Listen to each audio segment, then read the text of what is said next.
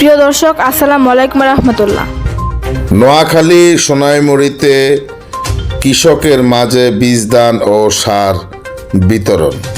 তথ্যচিত্রে ছিলেন Mohammad Salauddin, staff reporter, Projonmo TV.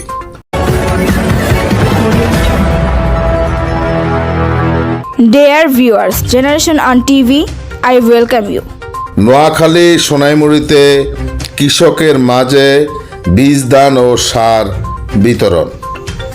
Noakhali Sonaimuri ৭ নং বজরা union, Islamganj বজরা বাজার ফাঁকা রাস্তার পূর্ব পাশে জাহাঙ্গীরের দোকানের সামনে বীজদান ও সার বিতরণ করেন ৭ নং বজরা ইউনিয়ন কৃষক দলের সভাপতি জাহাঙ্গীর আলম ও ৭ নং বজরা ইউনিয়ন কৃষক দলের সদস্য সচিব মাহবুব আলম, ৭ নং বজরা ইউনিয়ন কৃষক দলের যুগ্ম আহ্বায়ক মোহাম্মদ সালাউদ্দিন ও যুব দলের নেতা মোহাম্মদ হানিফ, কৃষক দলের নেতা মোহাম্মদ সোলাইমান সহ কৃষক দলের বিভিন্ন নেতৃবৃন্দ উপস্থিত ছিলেন।